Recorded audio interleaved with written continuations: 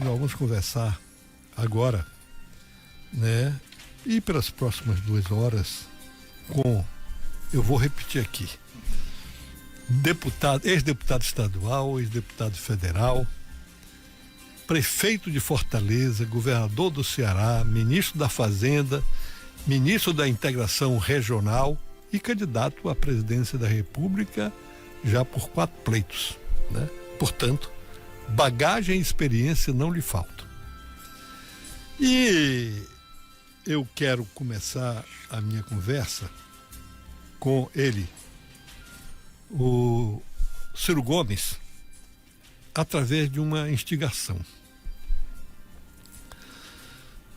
Nas últimas eleições e nas anteriores, quem prestou atenção no que falaram os candidatos à presidência da República, sem dúvida alguma, né, teria votado em você. Por quê? Vamos pegar só a última para não ir muito para trás, né? Nós tivemos 4 candidatos que podiam contar, né? Lula, Bolsonaro, Ciro Gomes e a Simone Tebet. Eu não quero falar muito da Simone Tebet, porque foi uma candidatura, inclusive, rejeitada pelo próprio partido, né? Mas os dois, o Lula e o Bolsonaro, se apresentaram ao eleitor com conversa genérica, sem apontar qualquer rumo para o país. Baseado no que é pai dos pobres, que tem uma preocupação com os desvalidos, e o outro com uma proposta de liberalismo econômico, de liberdade. Ele usou muito esse bordão da liberdade.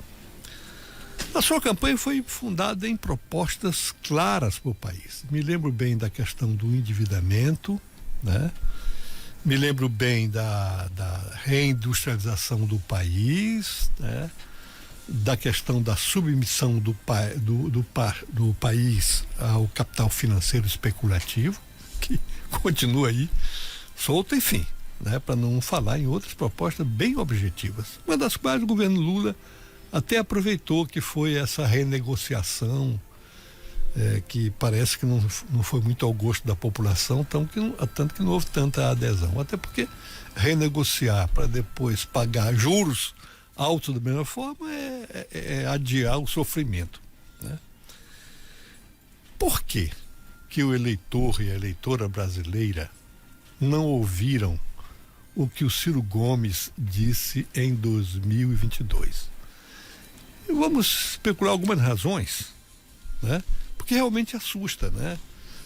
Parece ser que há uma negação da campanha. Eu sou professor da Universidade Federal de Roraima e eu digo para surpresa dos meus alunos que são universitários, que pleito eleitoral é a época de vender propostas, né?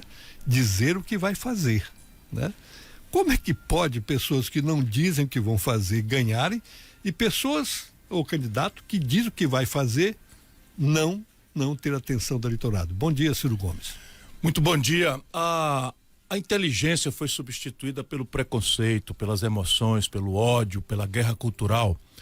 E isso explica bastante bem, menos o meu não sucesso, acionistas privados da Petrobras, e eles jantam e combinam o que é a verdade que eles querem que o povo apresente. O papel de nós outros não é se render a isso, é reconhecer humildemente essa dificuldade e apostar uma aposta que eu tenho feito e perdido sistematicamente, que é apostar na inteligência do povo. Deixa eu explicar na prática o que é que está acontecendo. Vamos lá. Essa semana, quem ligou às televisões do Sudeste do Brasil deve ter visto que o país dividiu a mídia entre 2 assuntos. Um é o vexame fiscal do país. O país quebrou, o país e tal, e tem que consertar as contas brasileiras e não sei o quê, e o câmbio subiu, o dólar subiu e tal, e agora um nervosismo grande no mercado, os juros futuros sinalizaram para cima, porque parece que aconteceu alguma novidade, e não aconteceu nenhuma, né? O Brasil está na iminência de uma falência fiscal. Então, 2, 3, 4 horas, todos os editoriais, todos os comentaristas de TV, inclusive 99% não entendem bolhufas do que estão falando. Só repetem o que, como papagaio, aquilo que os seus patrões mandaram dizer e tal, que é um pouco esse resumo aqui. Ó, e a outra banda do noticiário é a questão do aborto. A questão do aborto, e um cidadão do Rio de Janeiro resolve, na hora que 74 milhões de brasileiros estão humilhados no SPC, na hora que o câmbio sobe, os preços dos remédios sobem, o preço da comida sobe, o preço, enfim, dos artefatos eletrônicos, o celular, etc., sobe tudo, não é? Que a violência hoje campeia no Brasil, a holding do crime manda e desmanda em territórios amplos do país, especialmente, por exemplo, na Amazônia, as facções criminosas aterrorizam as periferias do país inteiro, subjugaram o poder político do Brasil. Qual é o tema? O tema é aborto. E tome conversa fiada sobre aborto e tal. Ora, o aborto é uma tragédia social, é uma tragédia emocional, é uma tragédia de saúde pública, é uma tragédia religiosa, é uma tragédia moral. E a questão não é quem é a favor do aborto, ninguém é a favor de aborto. Todos nós, cristãos, somos contra o aborto, todos nós humanistas somos contra o aborto. A questão não é essa. A questão é qual é o papel do Estado em relação a essa tragédia. Então, uma jovem criança é estuprada, e são 18 por dia no Brasil, e vai saber que engravidou por ignorância, por medo, por pânico. E tem metade da escolarização da Argentina. Um tempo em que, se você não adquirir as técnicas, as matemáticas, as tecnologias, você está fora do mercado. Se você não operar, não manipular, não entender o que diabo é o impacto da inteligência artificial, que vai substituir o trabalho de tudo que foi atividade repetitiva, motorista de ônibus, médico, laudador de exames, isso não vai existir dentro de muito pouco tempo. Olha o que eu estou dizendo. E a educação brasileira tenta produzir um jovem letrado francês do século XIX, que sabe um pouquinho de tudo e não sabe nada de profundamente de coisa nenhuma. E aí vai se formar com um monte de arapuca, salvo exceções e tal, financiadas pelo governo. Aqui se geraram os maiores conglomerados de educação privada do mundo, com fiéis, e vai nascer um garoto para o mundo profissional super endividado no começo da vida, sem ter um puto para pagar, porque o país não cresce com suficiência para ganhar produtividade, para empregar as pessoas. Então, como é que as pessoas vão votar? Pergunta da saúde. Pergunta da saúde. A saúde pública brasileira está com uma crise de financiamento ancestral, que é o seguinte: os custos são dolarizados, porque nós destruímos a indústria brasileira, todos os remédios são importados, todos os equipamentos de diagnóstico médico são importados do estrangeiro, as próteses, as camas de hospital, as bengalas, as cadeiras de roda, tudo é importado, portanto custa para nós igual custa para a Inglaterra, e a Inglaterra gasta 8 vezes por cabeça o que o Brasil gasta com saúde. E ainda é um milagre o que a gente consegue fazer. Mas veja, malária, dengue, e não sei o que, o Brasil é um país doente. Qual é a produtividade sistêmica de um país que tem 700 mil casos de malária na Amazônia por ano, que voltou a epidemia de sarampo, que não consegue cobrir a vacina, etc. Então vamos lá, segurança pública. Ô Getúlio, o nosso povo está com medo. Nosso povo está com medo e não existe mais lei nem autoridade no Brasil. Quem está dando as cartas é uma holding do crime. Essas facções nasceram e se consolidaram ao longo dos últimos 20 anos, por ser em plena democracia brasileira, no 5º mandato do PT. Tudo bem, a gente pode botar aí o Temer, pode botar o Bolsonaro, pode botar o Fernando Henrique, o Collor, tudo junto, porque é um fracasso da democracia protocolar brasileira não ter entendido esse fenômeno novo e não se inovou uma instituição. Nós continuamos com os protocolos formais em distrito da culpa. Ora, se você pegar um faccionado, né, perigoso, que está aí há 20 anos já na estágio de lavar dinheiro, o país virou o país do bet. Então o Brasil é a farra da esculhambação, da jogatina contra a economia popular. Mas sabe o que é isso?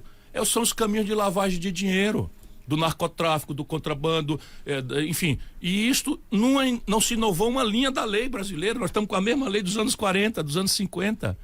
Não é possível que o governo local, de qualquer lugar, resolva isso. Por quê? Porque a polícia militar é proletária. Eles são trabalhadores. Eles não são burgueses, eles são proletários. Onde é que eles moram? As suas famílias moram onde? Na periferia, que está dominada pelo terror e pelo clientelismo das facções. Se ele sair para trabalhar e a família dele não tiver um pacto de convivência com esse terror, vai morrer. Então eles são obrigados, e são obrigados moralmente também, por quê? Ora, eu vou reprimir o tráfico de droga para os burgueses cheirarem cocaína nos apartamentos elegantes do Rio de Janeiro, de Copacabana, os artistas, não sei o que e tal. Não, sabe, é uma dissonância, e eu estou explicando só por que as pessoas não podem votar com inteligência, não podem votar com esse critério de informação. Elas têm que ser trocado na cabeça delas as razões de votar. Então, ao invés de eu fazer para o pobre que ele tem direito a um salário mais decente, que ele tem direito a um crediário que não lhe humilhe, que ele tem direito a uma saúde respeitosa, que ele tem direito à segurança da sua família patrimonial e pessoal, eu troco na cabeça dele, eu começo a insultar ele nos seus valores culturais. Então, nós somos uma sociedade patriarcal e agora a esquerda brasileira afirma de forma grosseira, sem a pedagogia, sem a dialética, sem a paciência de explicar para o povo que homens e mulheres são iguais. E você começa a quebrar na cabeça do povo papéis ancestrais, desestabilizando determinadas coisas que não são nem boas, não tem ruim, estou dizendo, apenas são, há séculos. E aí, hoje você não promove mais a igualdade, aprofundamento da desigualdade. Então, de repente, a discriminação real que se faz contra as comunidades gays, lésbicas e afins, etc., etc., vira quase que um constrangimento moral para um cristão que fica... E o Papa diz assim, tem muita viadagem. Então, o mundo está translocado, e isso tudo obedece a um interesse, o interesse dos barões do dinheiro. Por quê? Porque se eu deixo o povo votar pensando, tudo muda, mais cedo ou mais tarde. Se eu passionalizo, introduzo o ódio, a paixão, a guerra cultural, o preconceito como razões de votar, o povo vota de forma conservadora. Tá aí, Roraima, 73% Bolsonaro. Fure meu olho com a coisa relevante que o Bolsonaro tenha feito pelo país. Mas eu estou perguntando simplesmente assim, eu fui companheiro do Bolsonaro simultâneo na Câmara dos Deputados, conheci ele, eu não tenho esses preconceitos, esses ódios, não, eu distrato os meus adversários na crítica política, mas eu acho que ele é uma figura da vida brasileira, e foi eleito pelo meu povo, o povo a quem eu amo e de quem eu pedi o voto. Se eu não reconhecer a legitimidade dele ganhar, mas a minha pergunta é, o que ele fez pelo Brasil para mudar o sistema dos impostos, para mudar o sistema com que a gente trata os nossos aposentados? Nós estamos envelhecendo. Agora aí vocês dizem, ok, e o Lula? É a mesma pergunta. O que é que o Lula fez em 40 anos de presença na vida pública brasileira? Qual foi uma inovação sequer que possa botar o Lula na categoria do Juscelino Kubitschek, do Getúlio Vargas? Percebe? Não tem essa resposta. É tudo ódio, paixão e ideologismos rasteiros, não é inteligência. E, lamento, isso vai levar o Brasil para um brejo ainda mais grave. Bom, a outra ainda, no campo da provocação, é claro, você foi uma geração, junto com o Tasso Gereissati, que mudaram o cenário político e econômico do Ceará, né? O Ceará se modernizou, né? Resolveu alguns dos seus problemas infraestruturais e passou a ser um estado olhado pelo país, né? Quem vê hoje a situação política e econômica do Ceará se assusta, né? Eu gosto de dar muito exemplo do dia a dia. Eu tenho um amigo que tem um apartamento lá no bairro de Fátima. Apartamento daqueles antigos, grande, de 200 metros quadrados. Uhum. Ele começou a vender esse apartamento, ele se desencantou com o resultado das eleições lá do Ceará e resolveu esquecer o Ceará da vida dele. E recolocou o apartamento à venda. Começou pedindo 400 mil. A última proposta foi 160 mil reais. E o bairro de Fátima não é um bairro periférico. Era a política. O povo passa a descrer da linguagem da democracia. É a mesma ferramenta para deixar tudo como está. Então, lá no Ceará, eu costumo dizer que o céu abençoado pelo Cruzeiro do Sul é o mesmo. O chão seco, esturricado e amado, idolatrado por nós cearenses, é o mesmo. E o povo extraordinário, né? Chico Anísio, Tom Cavalcante, Renato Aragão, Fagner, Belchior e tal, é o mesmo povo. Por que o Estado sai dos últimos lugares em equilíbrio e agora volta para os últimos lugares, tendo ido frequentar primeiro, segundo ou terceiro lugar? Pela política. E parte disso, a responsabilidade é minha, porque eu fiz nascer essa geração que está nova aí, que era meu papel. Eu nunca mais quis voltar. Eu achava, ao contrário do Lula, que o meu papel era, uma vez tendo governado, tendo saído bem, preparar o ambiente para novas lideranças projetarem para o futuro, independentemente de eu existir ou não, não é? Como o Tasso Gereissati teve a mesma generosidade, me dando a oportunidade para fazer e tal. Veja, eu comecei com 32 anos de idade, governador do estado. Já tinha sido prefeito com 29 anos de idade. Então, o que acontece? O PT, com quem nós nos aliamos, me traiu. E com o apoio do Lula, destruíram todas as nossas conquistas. O Ceará era primeiro lugar em investimento por cabeça no Brasil. O que é investimento por cabeça? É o que sobra no fim do mês, entre os impostos que o governo arrecada e o que o governo gasta para dentro, que é o pedaço do povo. Eu trabalhava com 30%, ou seja, um terço da receita. O segundo lugar trabalhava com 15%, que era o Requião lá no Paraná. E hoje, nós passamos a ser o primeiro lugar do Brasil. Hoje, pelo estudo da Firjan, nós somos o último. Agora não sobra mais nem um centavo e tem um déficit, que estão produzindo dívidas para o Ceará. Eu paguei 100% da dívida do Ceará com 20 anos de antecedência para livrar o Ceará desses juros malucos que levam o nosso povo à inadimplência e à humilhação e os estados à quebradeira. Pois bem, agora a dívida do Ceará está galopando violentamente. E aí há um colapso no serviço público. Vamos tomar segurança, que foi o caso que você falou, que é trágico. No momento em que estou lhe falando, minha gente lá está chocada e me cobrando para eu falar alguma coisa, e eu vivo falando e vivo levando processo pelas falas que eu falo, porque eu sou fiel ao que as pessoas falam e não tenho nenhum outro interesse. Rompi com essa gente toda, fui depois de velho para militar na oposição e não quero nem saber se isso ganha ou perde a eleição. Eu vou fazer o que eu considero, pela minha consciência, o meu dever com o povo que me deu tanto como o povo do Ceará. Mas morreram 21 pessoas no Ceará de ontem para ontem, assassinadas por facções criminosas. Sabe qual é a reação que nós tivemos lá? O governador Camilo Santana, esse que o Lula chamou para ministro da Educação do Brasil, fez um acordo com as facções, Getúlio. Um acordo. E assim, não é maldade, é simplesmente uma política irresponsável. Por que a razão do acordo? Porque a polícia de alguma forma prende alguém, normalmente os pequenos, a justiça de alguma forma condena alguém e tal, normalmente os pequenos e tal, e leva para os presídios. Lá dentro eles se matam. As facções se matando, por domínio territorial, por domínio de facção.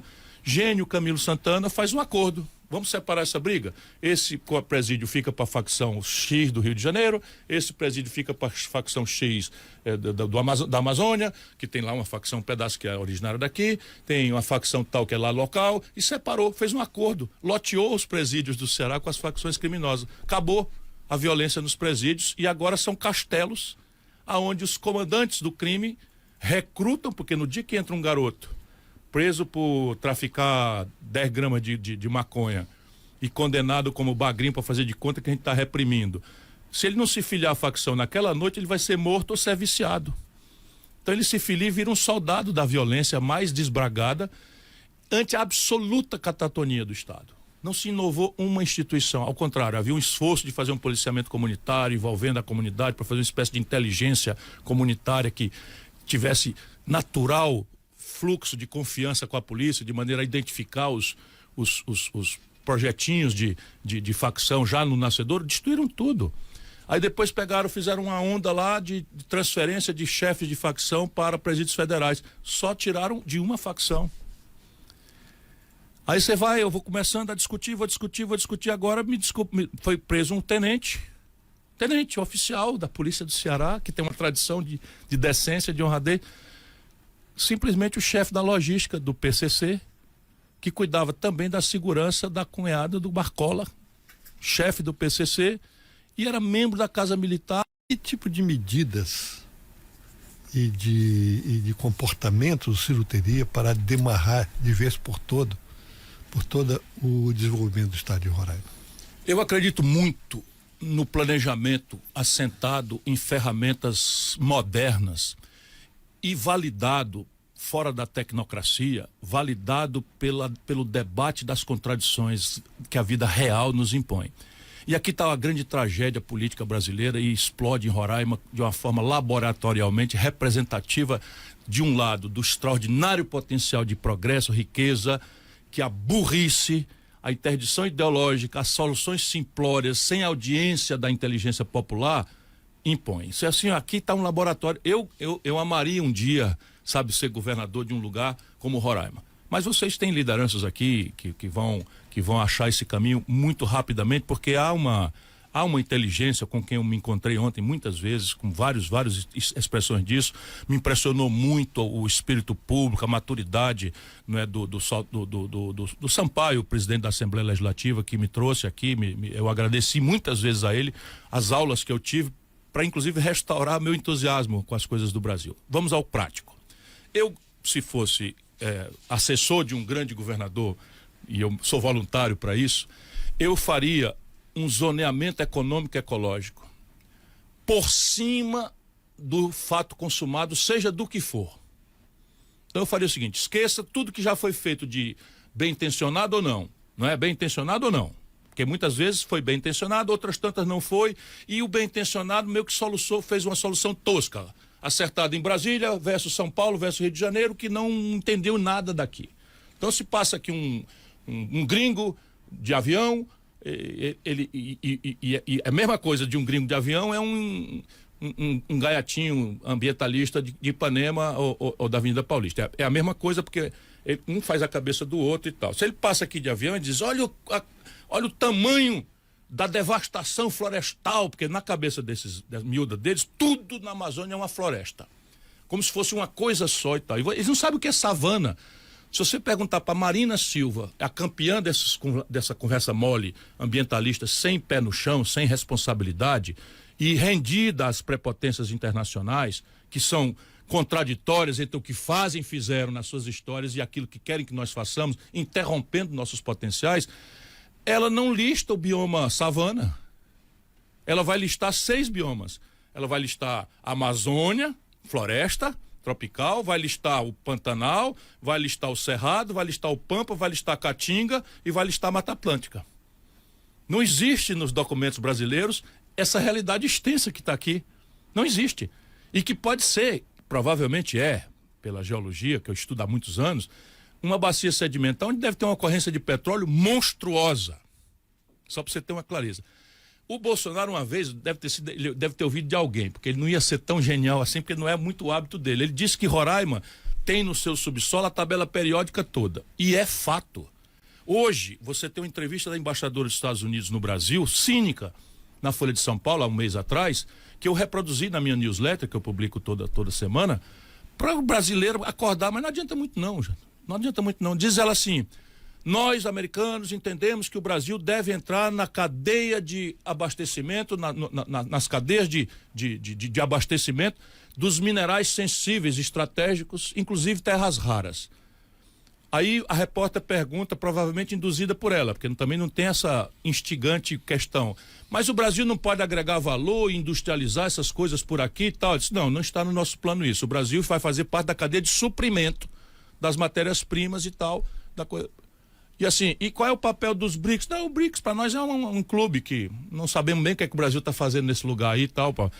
Tá tudo ali, com uma sinceridade esquisita. E aí ela vai dizendo como é que as coisas se processam no Brasil, na mesma entrevista.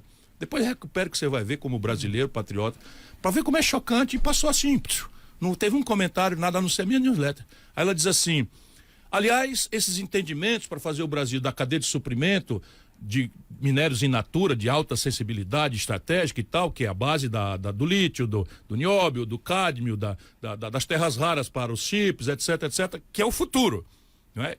Ou é já o presente das economias pós-industriais do mundo. Aí ela diz assim: aliás, esses entendimentos já estão bem avançados entre o Haddad, que não vem a ser o ministro das Relações Exteriores do Brasil, nem vem a ser o ministro da Mineração do Brasil, nem vem a ser o ministro da Indústria e Comércio do Brasil, é o ministro da Fazenda. E a secretária do Tesouro dos Estados Unidos. Aliás, desenvolveram entre eles um afeto. Ela diz assim mesmo. Ou seja, o afeto do Haddad pela secretária do Tesouro americano está produzindo a nova rodada de entreguismo das riquezas que o povo de Roraima é proibido de explorar. Então vamos lá. Um zoneamento econômico e ecológico. Esqueça tudo que tem. Unidade de conservação, área de proteção indígena, enfim, tudo. Esqueça tudo e vamos idealizar, porque nós nunca fizemos isso e é tempo de fazer.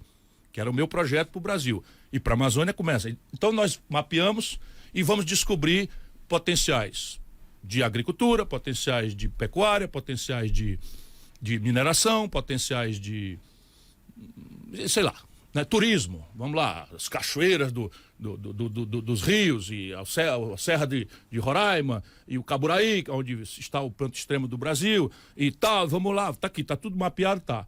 Vamos agora chocar esse planejamento ideal com o que está a interdição. Aí nós vamos começar a entender os conflitos objetivamente, para poder mediá-los, resolvê-los com inteligência. Primeiro grande conflito, sobra, depois das reservas legais, não sei o que, então 7% das terras de Roraima para trabalhar. Isso está errado. Isso está errado. Isso está errado. Percebe? E qual interesse eu vou sacrificar? Nenhum.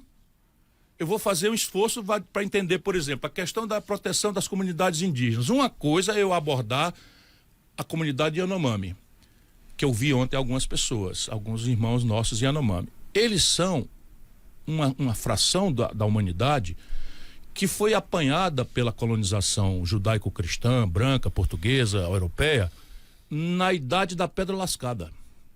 Eles não têm sequer a perspectiva íntima, anatômica ou orgânica de suportar a convivência com os brancos, porque o sistema imunológico deles não conhece gripe, não conhece coisas que para nós estão triviais, porque evolucionariamente nós nos adaptamos, eles morrem. Isso é uma coisa. Agora, vamos lá, 11 milhões de hectares para 35 mil pessoas. Está razoável isso? Abandonados, passando fome. E a política brasileira, depois da grande questão internacional, nós entramos no tribunal da ONU contra o Bolsonaro por genocídio e tal. Tá tudo igual, meu irmão. A não ser o seguinte, fazendo chegar cesta básica. Cesta básica, essa é a política. E as outras comunidades? Essas já estão aculturadas. Eu penso que é para fazer um trabalho que parece contraditório. É apoiar, financiar, qualificar um esforço de recuperação da identidade cultural de cada um deles. Isso importa num padrão pedagógico que recupere a língua, os tratos culturais, etc, etc. Mas, ao mesmo tempo, propiciar a eles renda, riqueza, para que eles, querendo, se integrem. Isso se faz com o quê? Vamos lá, primeira contradição, mineração. Então, mineração, se é coincidente as curvas geodésicas das ocorrências minerais sensíveis com essas coisas, é bom a gente desconfiar que aí tem. Aliás, eu era deputado estadual quando eu vi esse primeiro dado vindo aqui ainda com o velho Otomar, cearense, né, que governou esse estado quando era ainda território. Depois acho que governou também, já na democracia, já eleita. Pois bem, por que a gente não pode ter um estatal com um conselho de administração controlado pelas comunidades indígenas, conselho de administração obrigada por sua natureza estatal a uma compliance, a práticas de absoluta cuidado, de maneira a reinvestir todas as lucratividades monstruosas que essa exploração sustentável possa fazer para as próprias comunidades indígenas. Eu não estou dizendo que isso eu vou fazer, eu estou dizendo que isso é uma proposta. Vamos rebater isso. Aí vem os padres, respeitavelmente, não tem um problema nenhum contra padre nenhum, então, mas os padres cometeram a maior violência ancestral, que é violar a cultura ancestral pela pregação da fé cristã. Eles estão super bem intencionados, eu não tenho a menor dúvida disso, mas já acharam que havia relativamente legitimidade em violar o sacrário tradicional da comunidade indígena por uma orgânica, definitiva, central intervenção na forma, na crença e na filosofia de estar diante da vida e dos seus mistérios. E a economia? Por que é satanizada? Não pode ser. Isso é moralismo equivocado. Jamais aceitaria sancionar o que os espanhóis fizeram. Cortés, o que fez, né, com os incas, isso é genocídio. Não é disso que eu estou tratando. É outra coisa. É enriquecer, empoderar, qualificar, inclusive o esforço de retomada das identidades culturais. Aí está o meu começo de conversa. Para a agricultura, meu irmão, tudo bem. Ali, Raposa, Serra do Sol. Na época eu já protestei, não é de hoje não. Raposa, Serra do Sol, pelo amor de Deus, há um valor fundamental que é a proteção da comunidade indígena, eu estou com ele. Mas destruir culturas de arroz, produção de comida, sabe, fazer remoção de populações que estavam ali tradicionalmente, e resultado, 80% de Roraima vota no Bolsonaro. Sendo que quem fez isso foi a direita brasileira, com o Collor. Que vota contra o Lula. Vota contra. Mas quem fez estas aberrações, para todo mundo entender que é a mesma coisa, foi o Collor, que é o Bolsonaro menos um. Percebe? É o mesmo pensamento entreguista, descomprometido lá com a vida de vocês, porque vocês são 700 mil pessoas. Sabe, 700 mil pessoas se acham numa cidade de São Paulo, no interior de São Paulo, onde o jogo pesado do poder econômico acontece. Se você não tiver um sentido de integração nacional, de projeto nacional, você pode ir desconsiderando. Ontem eu fui visitar a Operação Acolhida. 1000 palmas. Gratidão e honra às Forças Armadas Brasileiras pelo trabalho com as outras agências que estão fazendo na acolhida dos irmãos desesperados da Venezuela. Chegou a conta de 1000 pessoas. Então tá bom, é um valor humanitário, cristão, tradição brasileira, não é de acolher. Tá bom. Eu concordo com esse valor, mas o impacto de 1000 pessoas entrando numa comunidade sobre a escola que tinha vaga para 700 garotos e tem 1.800 demandas, o sistema prisional que já tem 500 apenados na Venezuela, o sistema de saúde pública, o sistema de aposentadoria, tudo isso vai desqualificando os serviços, vai estressando o mercado de trabalho e gera entre nós um antagonismo odiento que é a semente do fascismo. Esse é o fenômeno europeu. Ora, quem tem que indenizar essa justa solidariedade humana na viagem ególatra do Lula de ganhar o Prêmio Nobel da Paz é a União Federal. O Supremo já reconheceu isso e não se liquida. Roraima está enfrentando esse problema sozinha. Resultado, explode na política, na negação, na violência, na xenofobia, que são coisas deformantes do nosso caráter.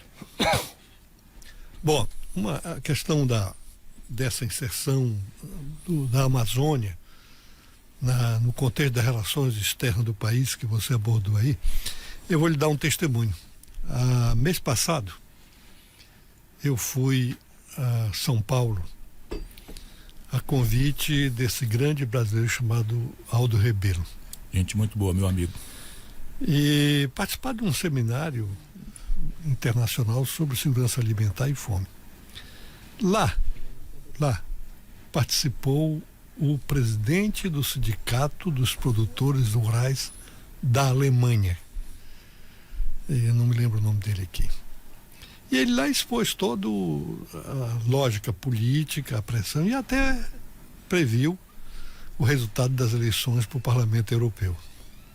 Quando ele terminou a fala, perguntaram dele: escuta, vocês alemães não teriam interesse em estabelecer um diálogo aberto com o Brasil para permitir que a gente entrasse lá com os nossos produtos da nossa agricultura e pecuária?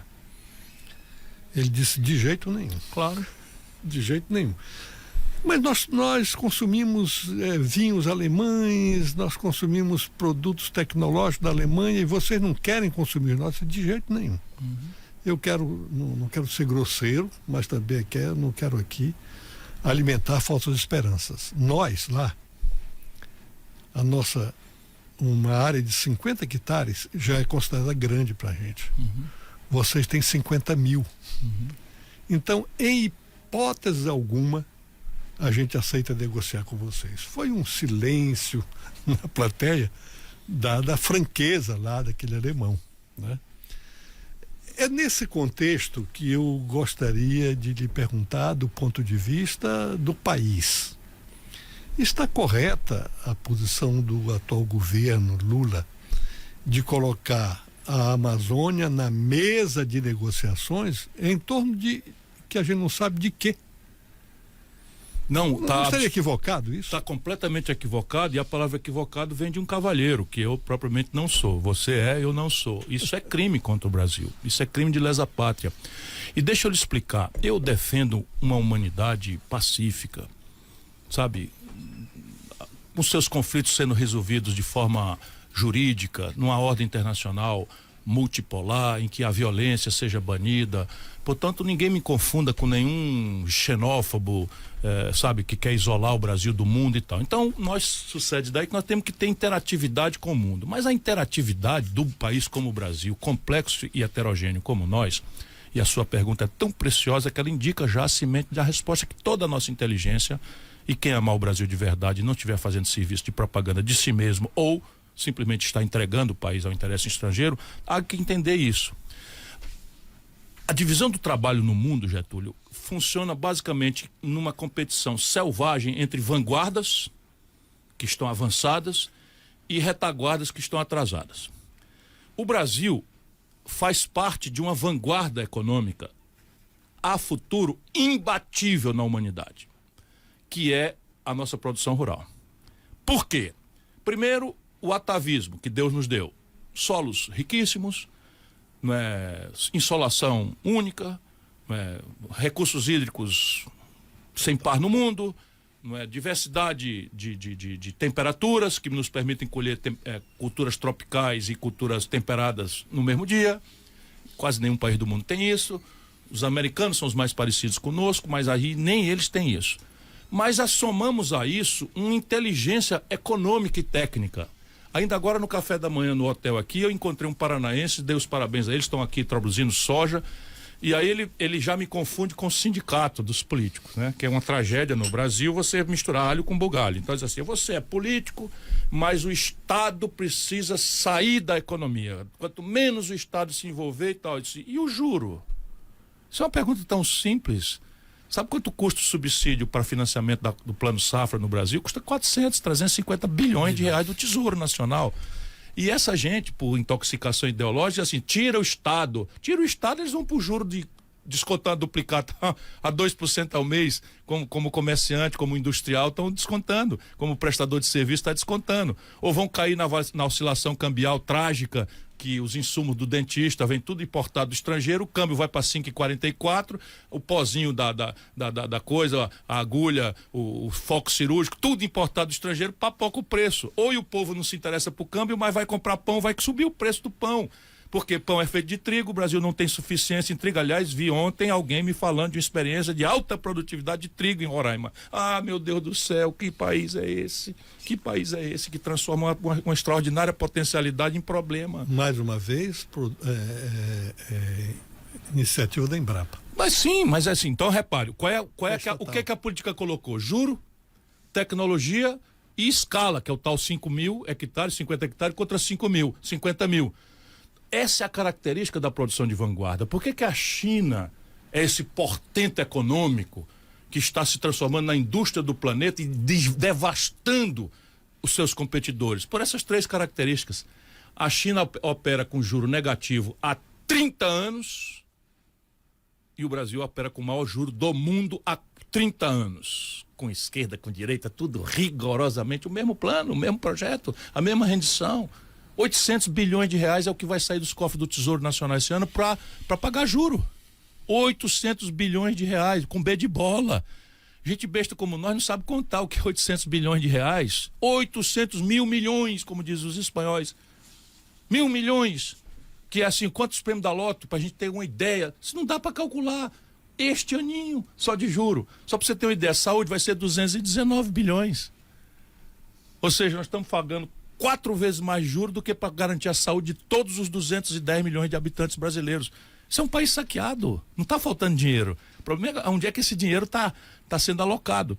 Então, repare, na agricultura nós subsidiamos o crédito, nós não cobramos impostos, ou seja, eles têm um sistema tributário racional, eles têm tecnologia, porque nós ensinamos a plantar soja no cerrado, que não existia, e aí depois tal...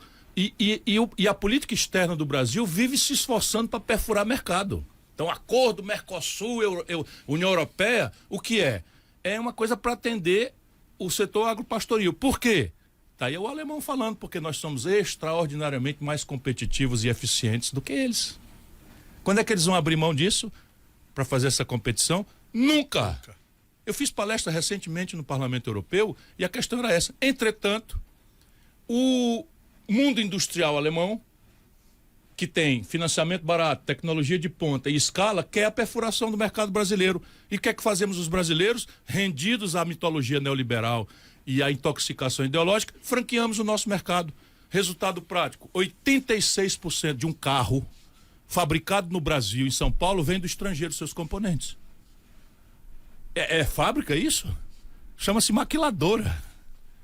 Polo Industrial de Manaus, de onde sai 8% da produção industrial do Brasil, é praticamente 100% maquiladora. Nem a casquinha de plástico do celular, que é uma bobagem tecnológica, você força para terceirizar. Eu peguei esse caso para o Lula, mostrei para ele, Lula, olha aqui. O que a gente pode fazer com Manaus? Em vez de ficar atendendo essa demagogia e tal, vamos fazer o seguinte, é uma dinâmica de equilíbrio. Então o Brasil tem 150 bilhões de dólares, que dá 700 bilhões de reais por ano, de buraco, seu Getúlio, buraco na conta entre o que a gente importa do estrangeiro e o que a gente exporta em matéria de manufaturado. Aí pega o celular da Nokia. Então a Nokia faz 100% do celular em Manaus com seus componentes vindo de fora, Global Source. E nós não temos nenhuma política para dizer, Nokia, vem cá. Você está aqui com imunidade tributária, porque são as franquias da Zona Franca e tal, mas vamos lá, do menos sofisticado para o mais sofisticado, do seu ponto de vista tecnológico, eu quero que você nacionalize essa produção. Saia de Manaus e vamos para o interior. Vamos lá para Tabatinga, no Alto Solimões, onde a holding do crime matou lá o jornalista inglês e o funcionário da FUNAI, e a holding do crime é que manda, com conexão com as autoridades. Conexão com as autoridades. Não aconteceria isso se as autoridades do Exército, inclusive, não estivessem mancomunadas. Não é a instituição, vamos ter clareza. São maus pessoas que existem em qualquer corporação. Pois bem, você vai produzir aqui, está aqui a logística, e você vai. Tem uma ineficiência aqui? Tem, então vamos lá, eu vou lhe compensar com isso, com aquilo, já estou lhe compensando no tributo. Mas não quero só isso, verticalizar a produção do menos complicado para o mais sofisticado. Então, chip, o Brasil não vai fabricar chip porque nós perdemos essa batalha para Costa Rica. Lá atrás, o Brasil não presta atenção, vai deixando passar as oportunidades. O presidente da República faz apologia da ignorância, os dois.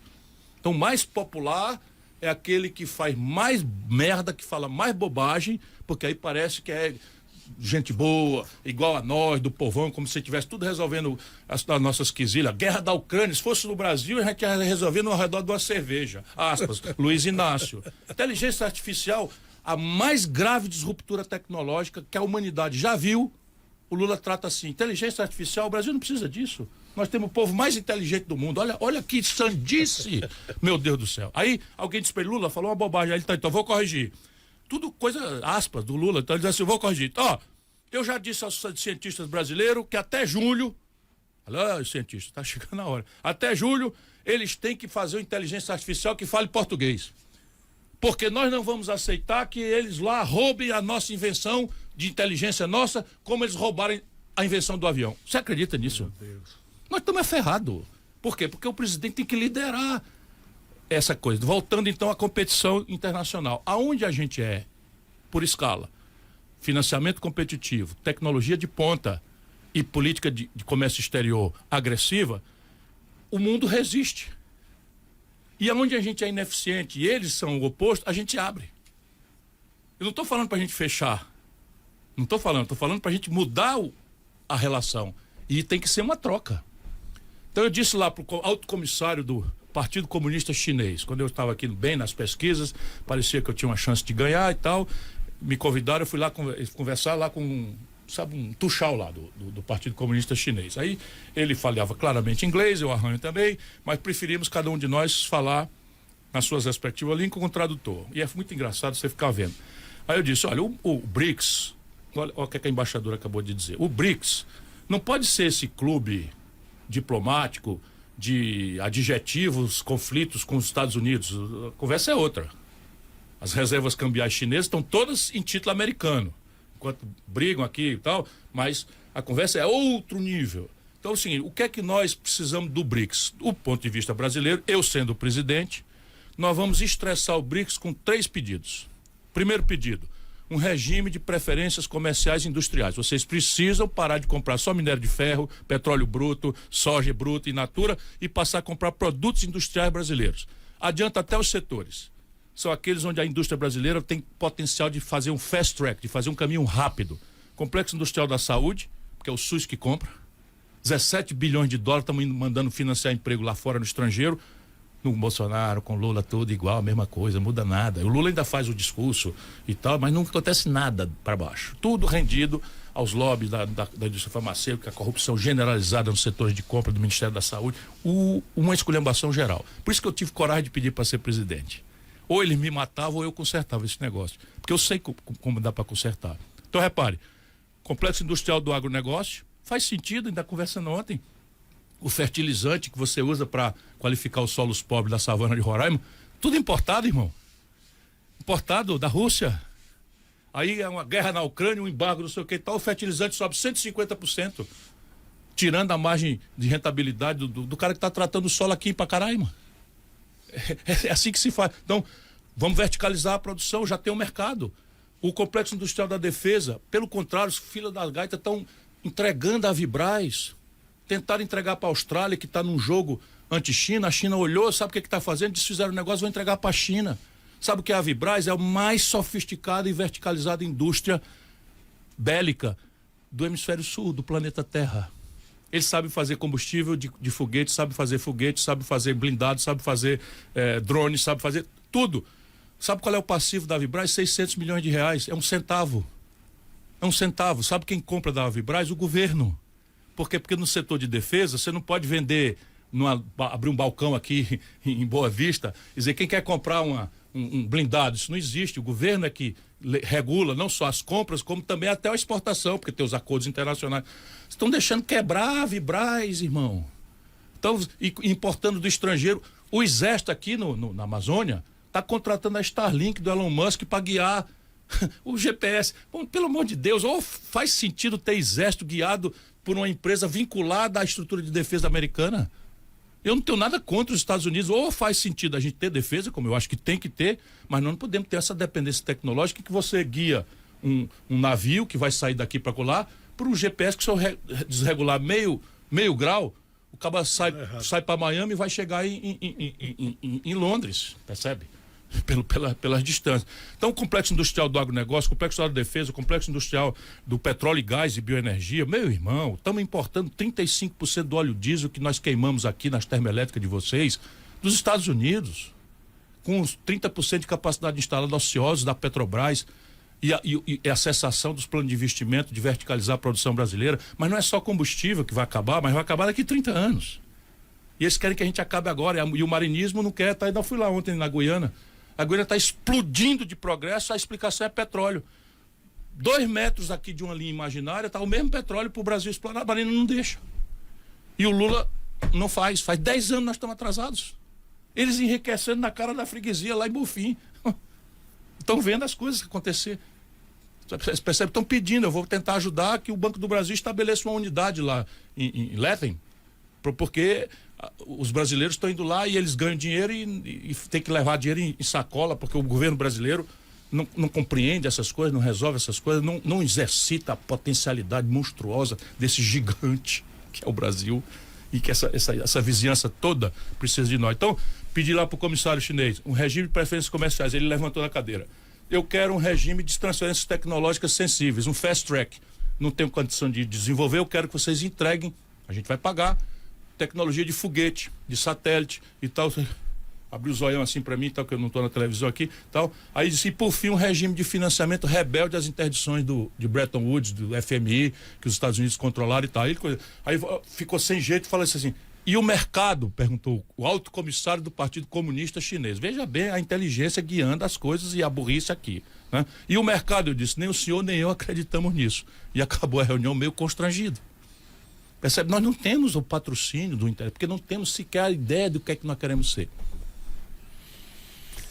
Bom, são 9h52. Eu vou ler aqui só algumas que não perguntam. Aí, Diogo, nós vamos ao intervalo de uma música e voltamos aqui para dar a participação. Vamos lá, a Lindalva Lima Pinto diz, inteligentíssimo, com certeza show de conhecimentos e estratégias. O Eledilson Bahia diz, pergunta ao Ciro Gomes, bom, se é pergunta, depois a gente vai. Vai lá. O Ednael Apchana Makushi, Neles. Ciro Gomes, um grande ícone da política brasileira. O José Estevão Rodrigues. Belíssima entrevista, parabéns. O blog do Expedito Perônico. É sem dúvida um dos homens mais inteligentes do nosso tempo. O Fernando Guilherme disse gigante. A Sheila Araújo de cérebro privilegiado e um conhecimento profundo, principalmente de economia. O Matos dos Santos de Lula, encantador de serpente. Essa frase é minha.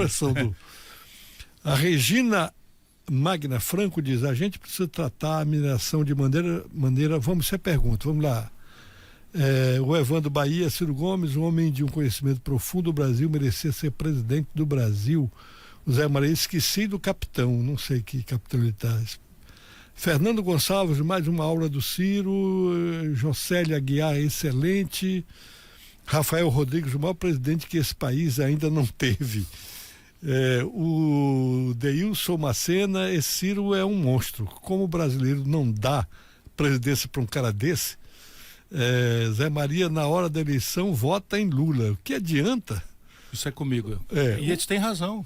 Não vai acontecer mais não. O Márcio Noronha. Também não sou mais candidato. Boa. O Neto Andrade, Rádio Folha 100.3, incomparável na frente de novo.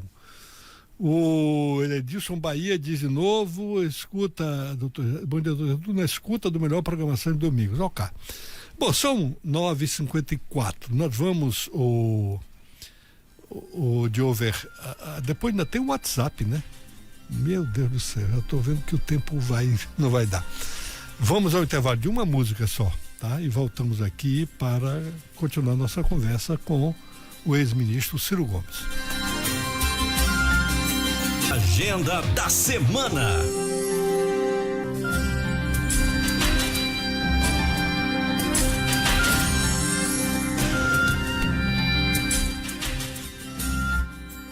São 9h58. Voltamos ao Agenda e você ouviu no nosso intervalo musical Clementina de Jesus, Batuque na Cozinha, composição de João da Baiana. Aqui no Agenda você só ouve o melhor da música popular brasileira. Agora nós vamos começar a ler algumas perguntas. Eu já vou pedindo desculpa aos nossos inúmeros de ouvintes, né?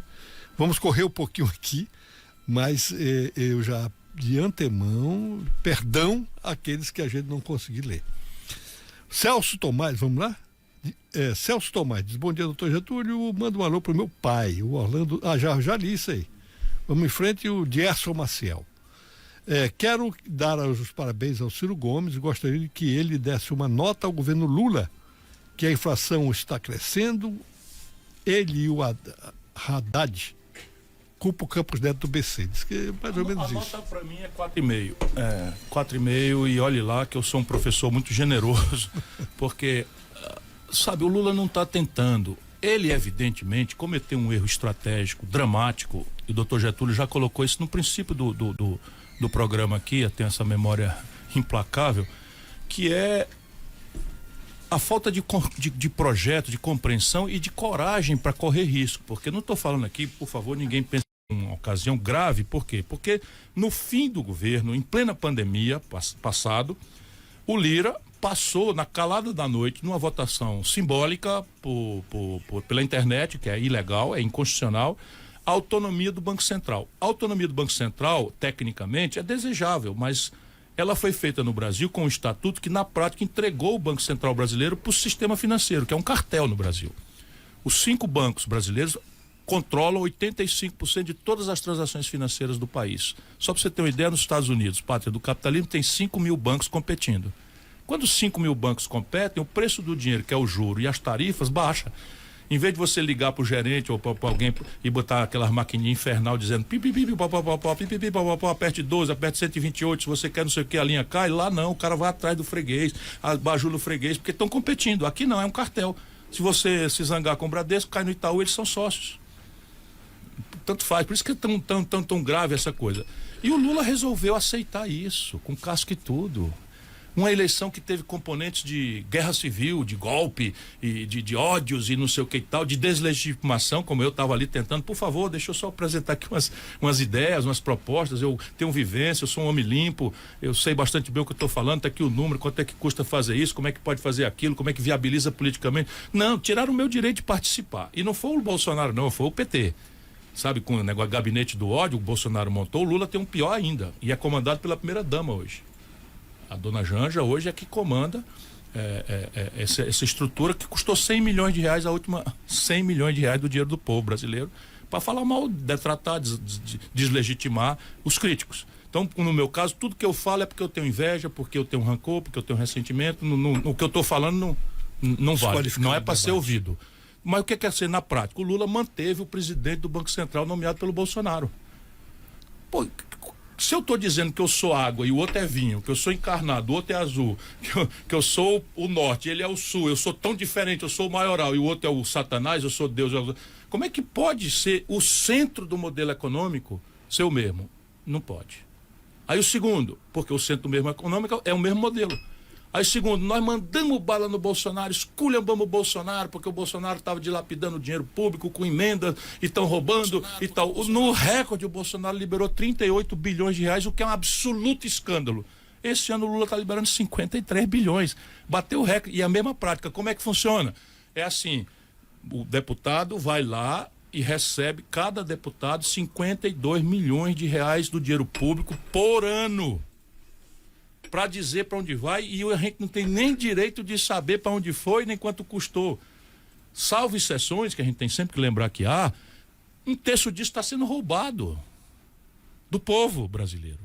Não há consistência de nada, você não tem uma política de qualificação da educação, o ensino médio brasileiro não consegue nem regular qual é a carga horária que a garotada tem que ter. Sabe qual é a evasão escolar, meu irmão? Eu às vezes tenho vontade de chorar. De cada 100 garotos e garotas que entram no ensino médio brasileiro, meu irmão brasileiro, presta atenção, isso é a tragédia futura, não é da de hoje. De cada 100 garotos que se matriculam no primeiro ano do ensino médio, 71 vão embora antes de terminar o ensino médio. O médio. Sabe qual é a resposta do Lula para isso? Criar mais uma bolsa.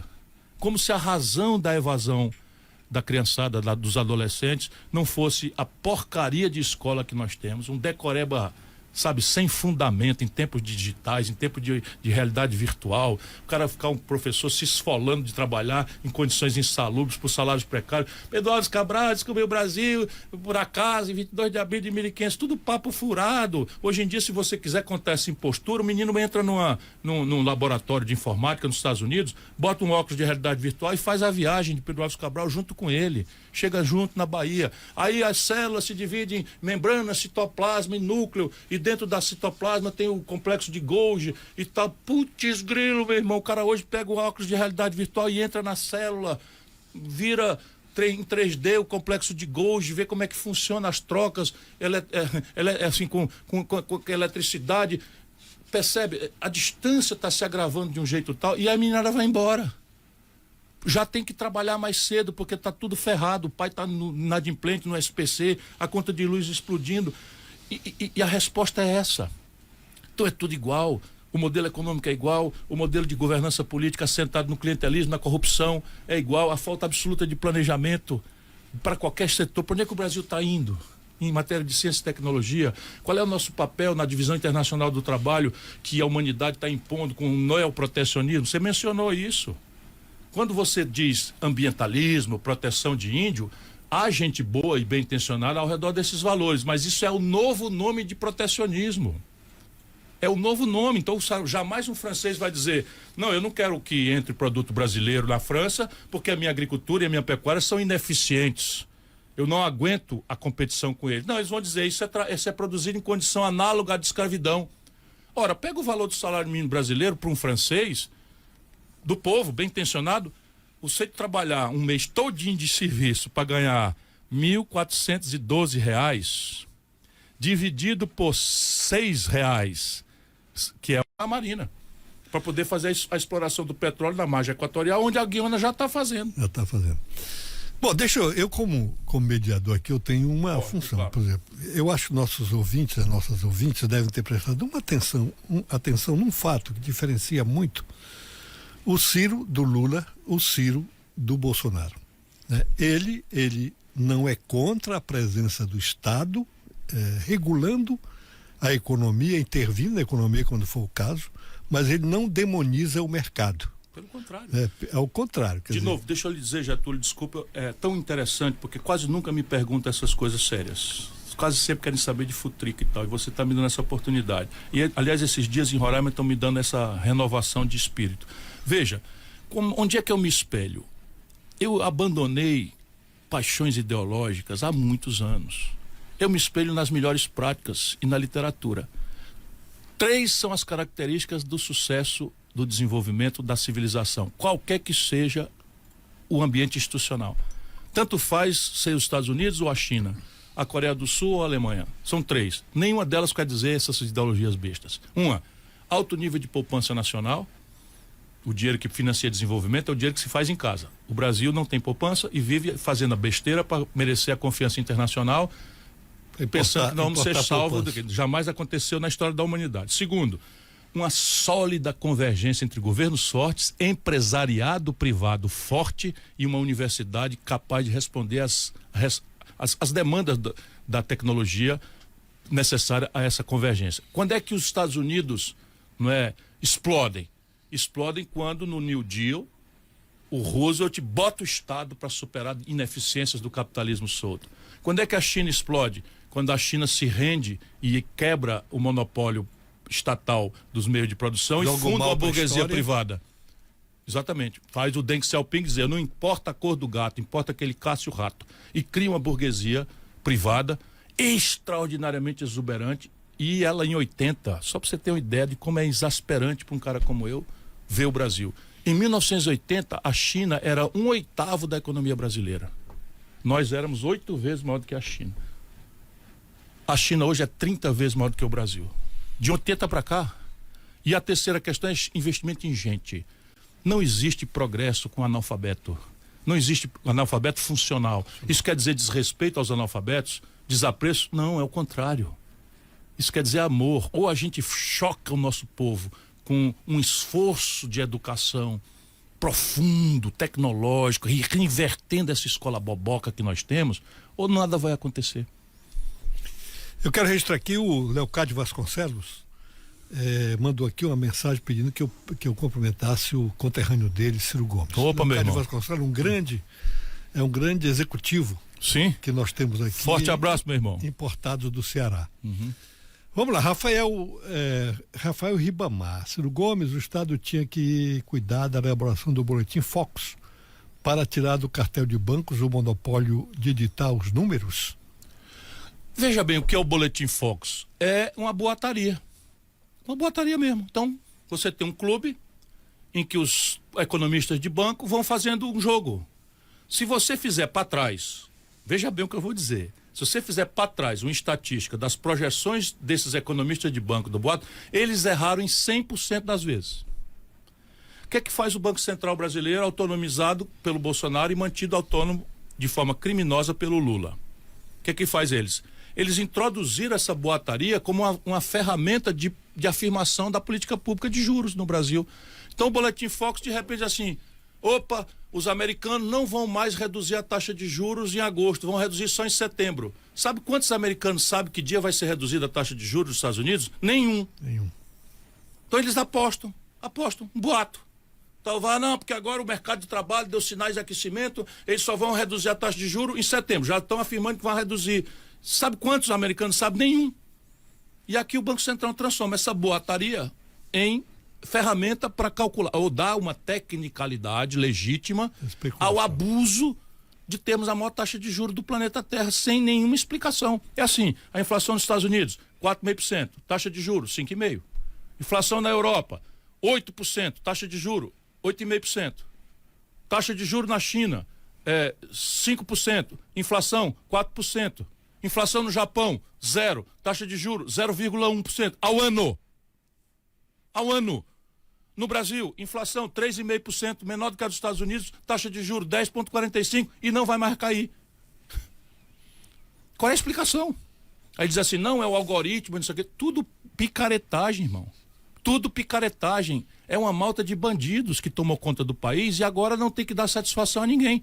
Aí o cara é autônomo é. Aí de repente sai e vai fazer festa no Palácio do Bandeirantes com um potencial candidato a presidente da República e se oferece vergonhosamente para ser ministro da Fazenda do cara.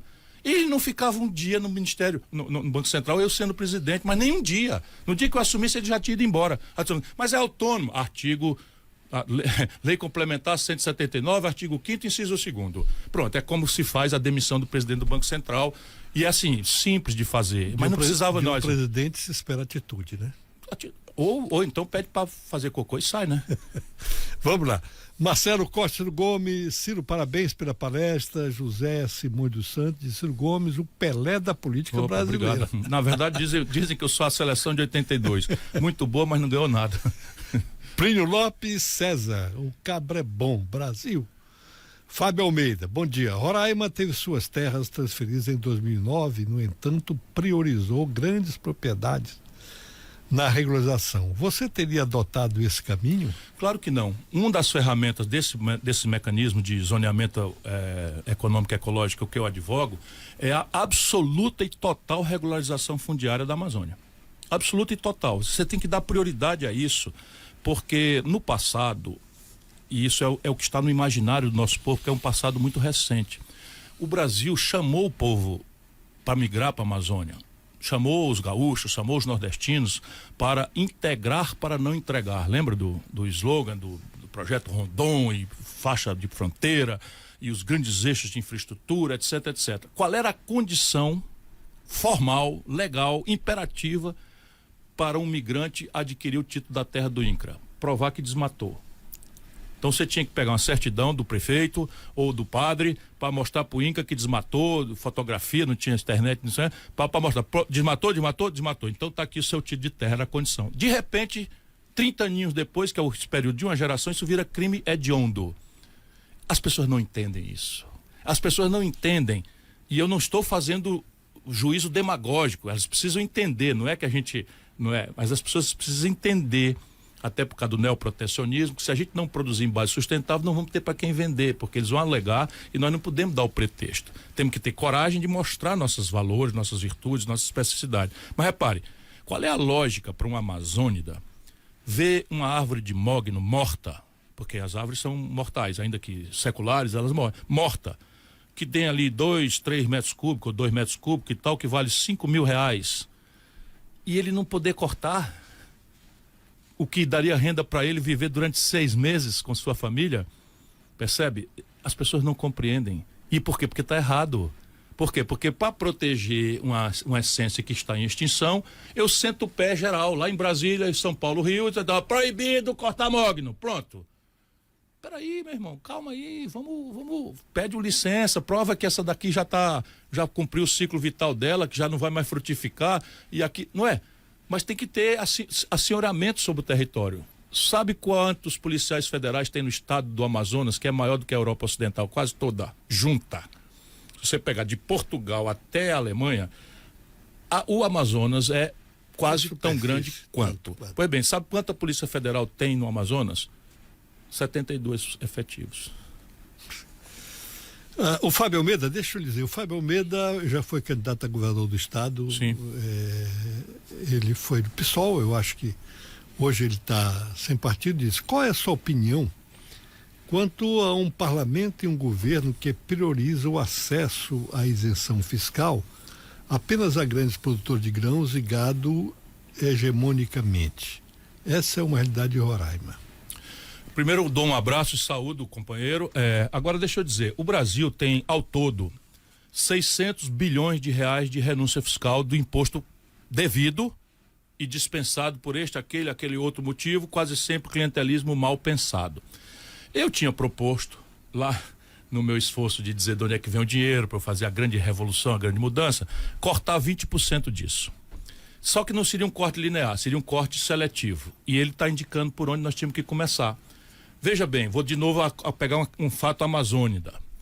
o polo industrial de Manaus dá praticamente imunidade tributária a maquiladoras que não agregam praticamente valor nenhum, embora tenha ali uma relevância no emprego e tal, mas não agrega valor quase nenhum no Brasil, e o emprego cada vez menos, porque está tudo muito robotizado, mas não estou deixando de registrar a importância do polo industrial de Manaus, já com aquela proposta de verticalizar, da meta de exportação e tal. Pois bem, sabe o que está acontecendo há anos no Brasil? Esse grupo Ambev, por exemplo, esses fraudadores que deram um grande calote das lojas americanas, que são saudados pelo Lula como chefes da República, Jorge Paulo Lema, Sucupira, Teles e tal.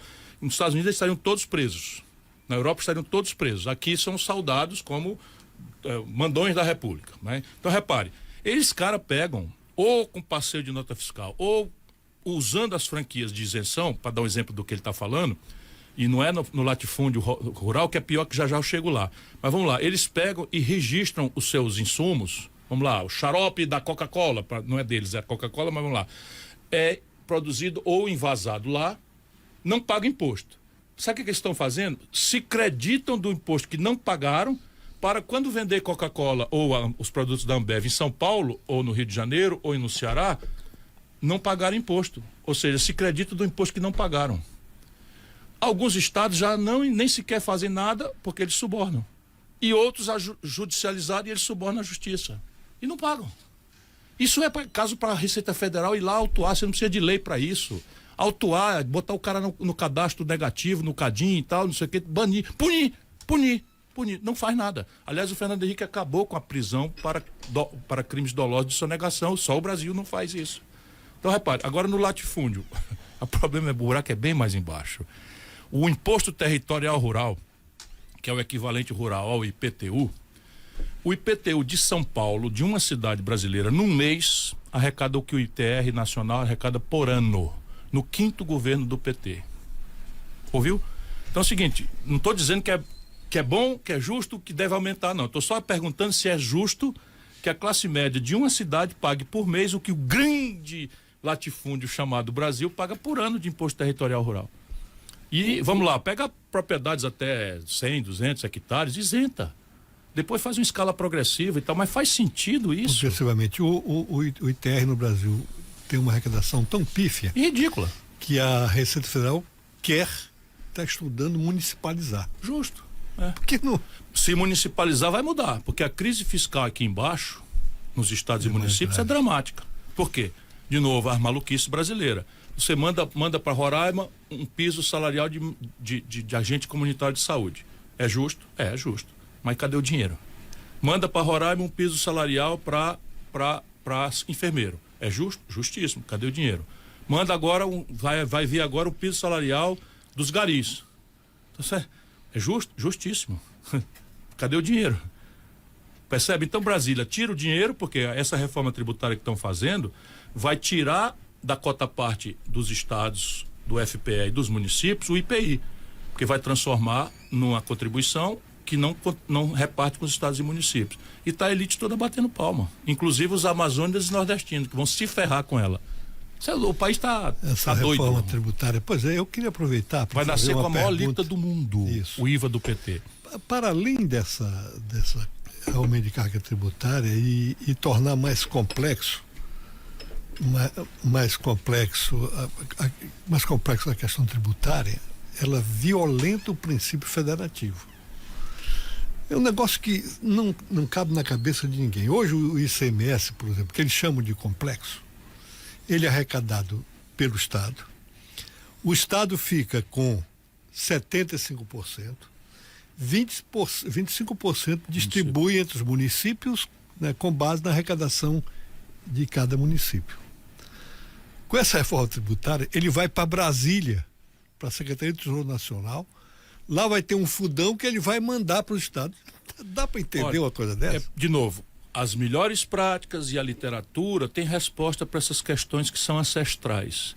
Então, a tributação sobre consumo é a mais injusta de todas, porque ela é a mais regressiva. Ela cobra X% sobre um produto que o pobre compra e que o rico compra. Então, teoricamente, ele é regressivo, ele cobra igual de pessoas que têm renda diferente. Porém, o mundo inteiro tem, porque é um tributo que é necessário. E qual é a característica do IVA no mundo? Ele é um tributo só, aqui nascem dois. Ele é cobrado no destino e fica lá, que é o que você está falando. Sabe o que estão fazendo no Brasil? A cobrança no destino só vai valer em 2078. Ouviu bem, governador? Ouviu bem, prefeito? A cobrança no destino só vai vigir plenamente em 2078. Toda a ferramentaria de incentivo fiscal para atração de investimentos é baseada numa distorção do sistema atual, que é o crédito na origem. Então, o que eu vou explicar para as pessoas? Então, eu era governador do Ceará, o Ceará desesperado, a agricultura primária de subsistência, lá não cabe uma colheitadeira, lá não existe, sabe, não pode produzir soja, não pode dizer, só milho e feijão espiando para o céu, se São Pedro abençoa com a chuva, vem, se não morreu. Manchas razoavelmente pequenas de solos agricultáveis, ok, agricultáveis, não, irrigáveis, tem ali e tal, mas o drama ali é diversificar o perfil produtivo, sair da economia rural de subsistência para uma economia moderna. Turismo, nos serviços, indústria e tal. Isso foi o projeto que eu montei no Ceará. Pois bem, como é que eu faço um gaúcho da indústria calçadista vir para Sobral, na minha cidade? Eu digo a ele, ó, meu irmão, você está perdendo o mercado de calçados populares na Europa, não é para ninguém, é para a China. O que é que a China tem que o Ceará não tem? Mão de obra mais barata? Eu tenho. Gente com capacidade de adquirir capacitações simples e ter alta produtividade? Eu tenho. Vamos lá, compensações de logística, né, de terreno, de água, luz, energia, telefone, cabo de fibra ótica, não sei o que e tal, eu lhe dou. E olha o que eu posso lhe oferecer que os chineses não dão. Eu não tenho tributo, então eu vou lhe fazer o seguinte, se você vier para cá, eu pego 75% do seu tributo e lhe devolvo depois que você pagar, pois estimulo ele a pagar alto, 25% já fica para o município e 75% você, com o recibo que pagou o imposto, você vai no banco, não precisa falar com político nenhum, e toma emprestado os 75% que você pagou, aí eu faço o subsídio. Eu lhe dou 5 anos para você pagar, começar a pagar, lhe dou 20 anos para pagar em prestações e tabelo o juro da crédito de poupança. Caramba, eu fiz a indústria calçadista do Ceará virar a primeira do Brasil. O que vai acontecer com essa reforma? Vão acabar. Imediatamente acaba a tributação com crédito na origem. Por quê? Porque eles falam em reforma tributária e, na verdade, eles estão liquidando as regiões periféricas do Brasil para resolver a guerra fiscal que São Paulo acha que aconteceu, porque lá eles têm 42% da produção industrial do Brasil e acham pouco. E 80% da produção industrial do Brasil estão disseminadas entre São Paulo, Rio, Minas e Rio Grande do Sul. Eles acham pouco. E os apalermados políticos brasileiros do Nordeste, do Centro-Oeste e do Norte batendo palma e dizendo amém. Está aplaudindo. Nós estamos ferrados. Vamos lá, de governo Luiz Paulo Vieira, o Ciro é sensacional. O Ayrton Munhoz, Ciro Gomes, frente às condições de desigualdade da produção global, parece que o atual governo está explorando a vocação agrícola do país demasiadamente frente à necessária política de industrialização. Qual setor industrial, acreditas, deveria startar e alavancar a indústria nacional? Eu sempre sou adepto da lei do menor esforço. A gente pode idealizar as coisas e tal, mas para fazer as coisas acontecerem, a gente tem que ter o pé no chão. Onde é que já está o dinheiro? Primeira grande pergunta. Onde é que está a escala do mercado brasileiro? Onde é que está menor ou apequenada a nossa distância de modernidade tecnológica? São 3 perguntas que eu me faço. Aí pulam 4 setores. Pulam assim, exuberantemente. Primeiro setor, já falei aqui, complexo industrial da saúde. 86% da tecnologia envolvida na farmácia, nos meios de diagnóstico médico, são patente vencida. Você pega a Universidade Federal de Roraima, cria um instituto de engenharia reversa, organiza um cluster de pequenos empreendimentos de base tecnológica incubada com os garotos da universidade, e a compra governamental é a resposta do dinheiro. Nós já estamos gastando dinheiro, 17 bilhões de dólares o Brasil importa do estrangeiro. Como é o SUS, é compra governamental, está protegido isso nas interdições comerciais da OMC, o céu é o limite. E você faz desenvolvimento regional com isso. Porque eu não preciso ter escala tão grande, porque a logística vai compensar. O chinês ele ganha escala, tem muito volume e cobra mais barato. Mas ele tem que botar isso dentro de um navio. atravessar o oceano e tal. Nós não, a gente pode produzir em Roraima, em Boa Vista, por entorno da encomenda governamental de Roraima, e isso é muito dinamizador. Segundo, o complexo industrial do agronegócio. Então, 52% do custo de produção da agricultura mais extraordinariamente competitiva do mundo tropical são brasileiros e são estrangeiros. Quer dizer, a agricultura brasileira compra do estrangeiro. Faz sentido, irmão querido, o Brasil importar 100% dos fertilizantes, 100% dos defensivos agrícolas, 100% dos implementos agrícolas da modernidade, da agricultura de precisão, e das colheitadeiras, não faz sentido isso.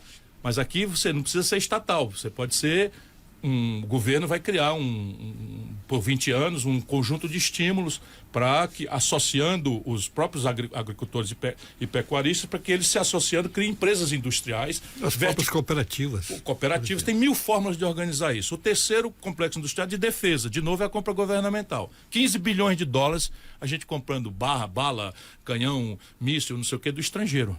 Percebe?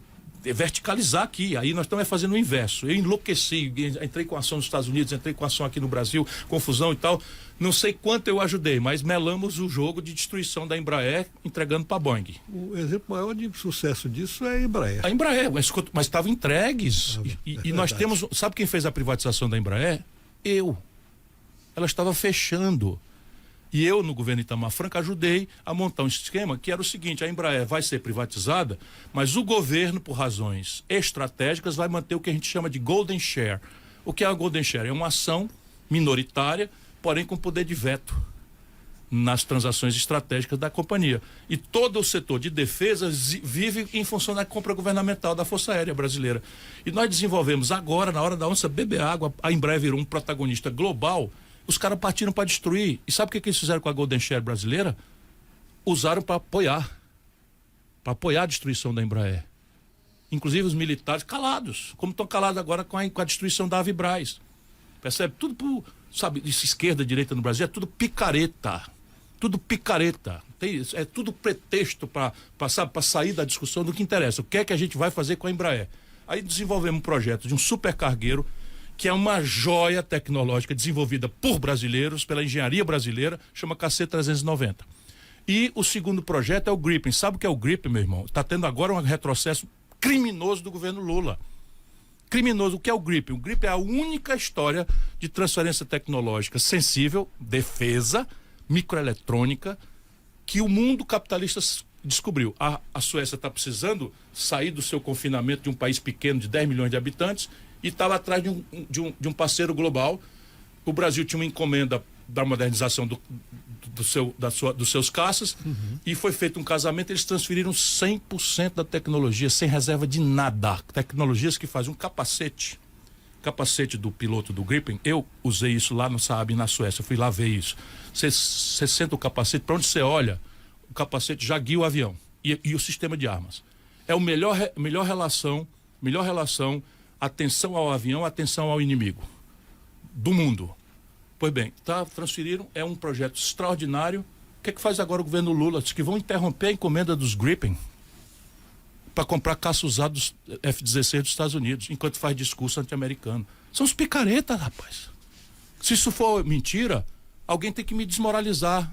O governo Lula está interrompendo a encomenda do caça Gripen, produzido no Brasil, com transferência tecnológica. Esse capacete já está sendo produzido no Rio Grande do Sul para comprar aviões usados F-16 dos Estados Unidos, com pacote tecnológico fechado, e a peça de reposição fica entregue ao outro país. Pô, vamos fechar as Forças Armadas. O que eu definitivamente só falo para provocar. Faz sentido isso? Eu vou dar um exemplo aqui do como de servir o país. O presidente Lula, ele foi ao G7, como convidado como outros presidentes. Lá ele teve uma conversa reservada com a primeira-ministra da Itália. Quando chegou aqui, sem querer para quê, ele disse: eu tenho interesse em, não é o país, tenho interesse em renovar as concessões da Enel, que é a estatal italiana que de eletricidade. Que está destruindo a concessão de distribuição de energia no Ceará, no Rio de Janeiro e em São Paulo. Lobby mais explícito? Não há. Não há interesse público no Brasil. É verdade. Vamos lá. Jocélia Aguiar. Ciro, o que você pensa sobre as privatizações, em especial do sistema elétrico, que deixou desempregado mais de 6 mil empregados? O que o atual governo deveria fazer para corrigir essa mazela com esses empregados? Veja, esta é uma sequela doída, mas eu não seria eu mesmo se eu achasse que esse é o maior problema.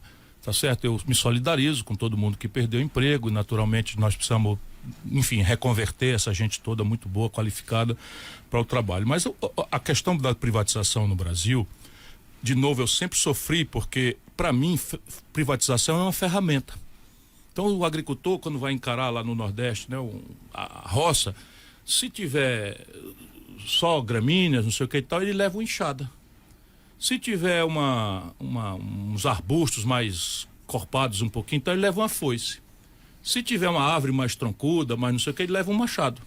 Mal comparando, é como nós devíamos ver desideologizadamente, desapaixonadamente, a ferramenta privatização. Então, repare, setor elétrico. Qual é o problema de eu privatizar a distribuição de energia elétrica? Não há problema nenhum. Desde que, e somente desde que, eu tenha um marco regulatório eficaz, dado que isso é um monopólio. Então, todo monopólio no capitalismo tem que ter um marco regulatório eficaz, seja público ou privado, e uma supervisão, porque o interesse é de ordem pública e a prestação pode ser privada. E necessariamente eu tenho que controlar a tarifa, porque ela não é submetida à lei da oferta e da procura, porque eu não posso dizer, eu não compro mais nessa bodega, eu vou comprar naquela. Então, a ideia de um mercado autônomo de energia está começando a andar, mas não é assim ainda. O Brasil privatizou e a regulação é uma coisa completamente corrompida. E aí quem sente isso na pele? O consumidor brasileiro. Por quê? Em Roraima é até um assunto mais diferente, né? Terceira década do século XXI, dependendo de termoelétrica ou da energia vinda de coisa, porque o Leão de Tucuruí, que está a 750 quilômetros daqui, já chegou em Fortaleza, que está a 1.000 e não chega aqui. Por que chegou em Fortaleza há décadas, o Leão de Tucuruí, a 1.000 quilômetros de distância, e não chega em Boa Vista? Interdição ideológica, marinismo. Sabe, você agora vai botar na conta da sociedade 1.000 frustrações, todas legítimas, de todas as não realizações centenárias, de escola, de saúde, de educação, de infraestrutura e tal, de tudo. Então você encavala e aí vai o contribuinte pagar. Voltando aqui, então, não funciona. Hoje a tarifa brasileira é uma das mais caras do mundo. Como assim? Uma parte relevante das tarifas, veja, eu não deixaria eu ser eleito jamais. Uma parte relevante das tarifas é a amortização das grandes barragens que foram feitas no passado. Então você tem que pagar ao longo dos anos para indenizar o investimento que você fez em Itaipu, em Furnas, etc., em Urubupungá, o cacete A4. Essas todas estão amortizadas. As últimas que faltam amortizar, já no marco da privatização, é Santo Antônio, Giral, em Rondônia, e Belo Monte. Ou seja, a tarifa brasileira tinha que estar caindo. E ela está subindo. Por que está subindo? Porque esses canais indexaram a tarifa brasileira não a seus custos, mas a dólar. Percebe? É tudo assaltado o Brasil. E a regulação foi apropriada... Não tem nenhum insumo importado em dólar, né? Nada, zero. Zero insumo importado. Tem as turbinas, tem não sei o que e tal, mas assim, é um DX. A maior parte é real. Então, transmissão, eu sou contra privatizar. Por quê? Porque o Brasil tem uma peculiaridade sazonal, climática e única no mundo. Nós temos um sistema interligado, menos Roraima. O resto do país inteiro está interligado. De tal maneira que, se faltar energia no Nordeste, a Chesf, você pode absorver excedentes de Tucuruí ou de Itaipu. Como é que você entrega isso ao setor privado? Sabe como é que fizeram? Privatização, vamos privatizar os ideólogos.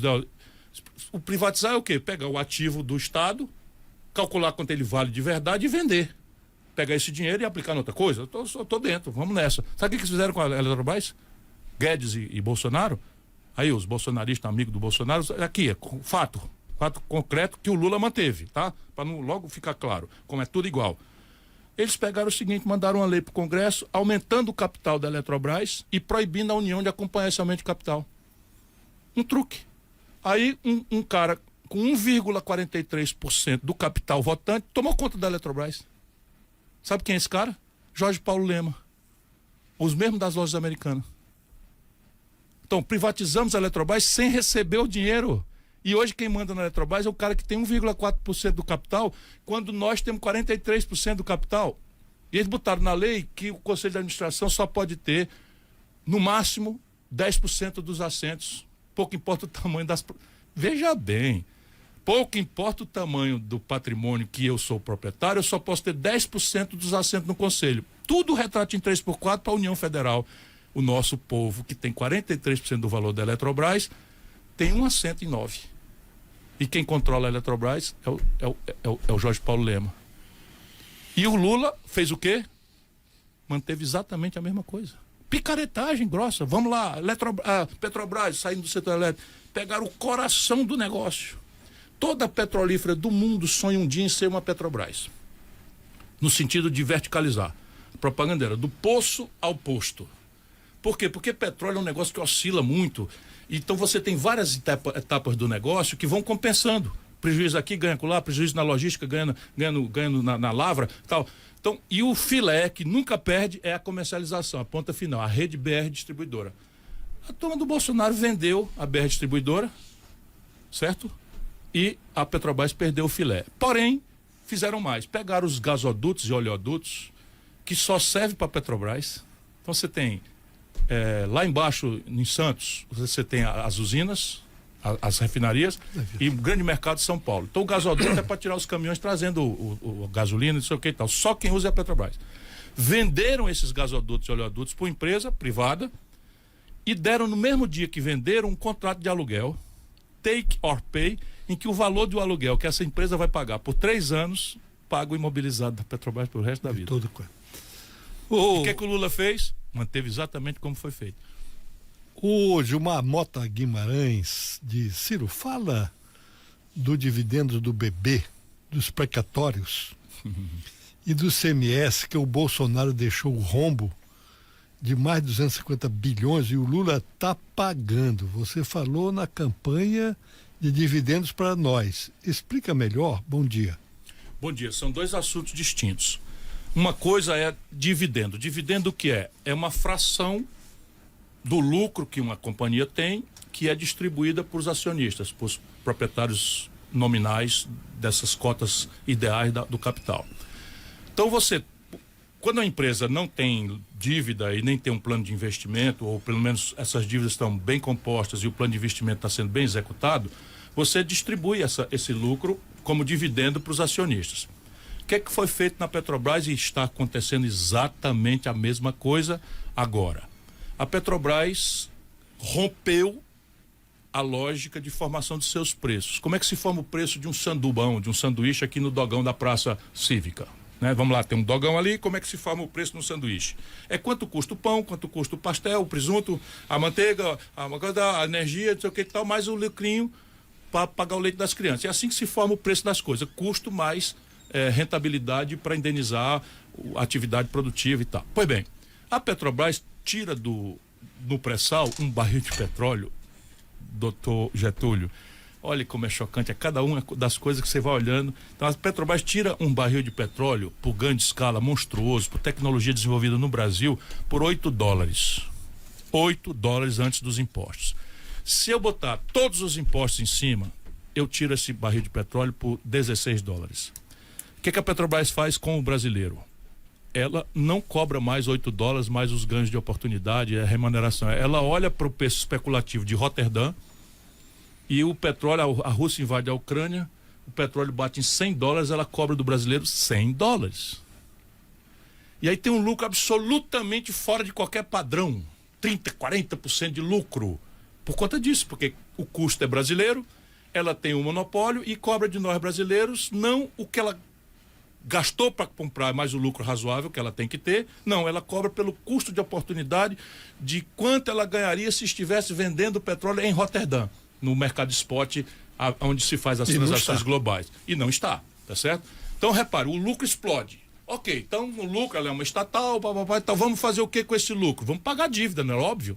Se eu tenho uma empresa e eu estou devendo, juro, me comendo meu patrimônio e depreciando meu balanço, eu pago. Não, a Petrobras deixa a dívida como está. Então vamos investir. Vamos acabar com essa maluquice de importar óleo diesel do estrangeiro, vamos cumprir o plano estratégico de evolução, vamos ampliar até a autonomia, a capacidade de refino. Também não, cancelou. Então, o que ela faz? Distribui esses dividendos todos para os acionistas. Parte desses acionistas é a União Federal, que leva um pedaço nessa sanha de arrecadar dinheiro a qualquer custo, e o PT e o Lula esculhambavam, como eu também, esta política de paridade de preço internacional da Petrobras. Hoje está rigorosamente a mesma coisa. Não houve um dia do governo Lula em que o preço final para o nosso povo não tenha sido igual ou maior ao preço de paridade internacional. O que é que mudou? A frequência. Porque eles também botavam a variável do câmbio. Então o câmbio deu 5,44. Especulativamente, o Pedro Parente, já botava em cima da população, então a gasolina mudava de preço diariamente, semanalmente, até agora não. Então, represando e fazendo por conveniência do calendário eleitoral. Mas aumentou de ontem para hoje 24 centavos. Isso não tem erro, não tem erro. É assim, por quê? Porque o câmbio subiu, o petróleo está para baixo. Então, este é um país assaltado. O que quer dizer que se você botar a mão nisso e botar isso a serviço do povo, tá aí o dinheiro. Sabe quanto é que dá, meu irmão? Sabe quanto é que dá de dividendos? 70 bilhões de reais no ano. Bilhões com B de bola. Bom, já são 10h44, o tempo está voando. O Ayrton Munhoz diz: grande Ciro Gomes, provocativo e reflexivo. O Muniz Bandeira já havia trazido algumas reflexões críticas e necessárias que desprezamos. Parabéns, Ciro Gomes, siga sendo resistência. Seguirei até a morte. Eu sei que nem a mulher do piolho, vou morrer batendo os dedos aqui, matando as lendas. Bom, deixa eu mandar aqui alguns cumprimentos de pessoas que não me perdoarão se eu não lembrar que elas estão ouvindo aqui o Ciro Gomes. Por exemplo, Antônio Mesquita Mucajaí, Antônio Viana, Assis no Retiro dos Campeões, Bandeira da Terezinha, Berinho Bantins, ex-deputado federal, ex-secretário de Agricultura, deputado estadual, brasileiro em Alto Alegre, Cássio Pena, e a Amparo, Carlos do Bonfim, Cacique do Pedro, Chaiane Bezerra, Chico da Salada, Dona Chaguinha e o Arnô, lá no Alto Alegre, Celine, a minha comadre Marlete no Iracema, Raimundo Curica no Cantá, Creus e familiares no Alto Alegre, Daniel no Bonfim. Muito obrigado pela audiência de todos vocês. O Eledilson Baís pergunta ao Ciro Gomes: se ele fosse presidente da República, qual seria a política pública para desenvolver o estado de Roraima? Ele já falou aqui, né? Falou até como... Ele não quer nem ser governador, ele quer ser assessor de algum governador que queira governar bem Roraima, né? Tem mais Roraima já foi muito bem governada em várias ocasiões. Vamos lá. Eu tenho essa notícia, e esse é um estado que está progredindo. Essa é a ilusão que a gente tem, porque está progredindo muito, está crescendo. Eu vi os números antes de chegar para cá, está explodindo a capacidade de exportar e tal. Tudo isso podia ser exponencializado ao máximo, né? Podia ser muito rápido. Lindalva Lima Pinto, inteligentíssimo, com certeza, show de conhecimento e estratégia. O Edinael Apichana Macuxi, ele mora lá na comunidade indígena de Monte Alegre. Uhum. Ciro Gomes, um grande ícone da política brasileira, já até li isso aí, né? Uhum. Vamos lá, mas aí vamos pro WhatsApp, aí não vai dar para fazer tudo, não. Mas vamos lá. Quem é esse aí, o Diogo? É o Jocenil do bairro Caranã. Volte lá. Ele diz o seguinte: Ciro Gomes já declarou que não será mais candidato.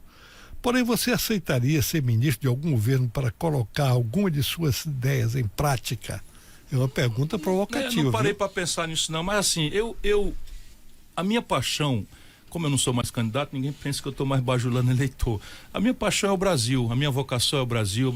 Eu tenho 66 anos, vou fazer 67, eu tenho 40 de vida pública. Nunca me interessei por dinheiro, são coisas assim meio malucas, olhando para trás, mas me dão uma certa paz de espírito, muito grande, aliás. Eu tenho muita paz no meu espírito. Eu era mais jovem governador da história do Brasil, morava numa casa alugada, fui eleito, não fui morar no palácio. Achava um privilégio que não era bom para a educação dos meus filhos e não fui morar no palácio. Depois eu fui implementando muito cedo direitos a aposentadorias imoralíssimas, ex-governador, ex-prefeito, ex-deputado. Com 36 anos eu tinha direito a 3 aposentadorias não aceitei receber nem requerir nenhuma das três. Hoje faz falta, mas também não estou arrependido.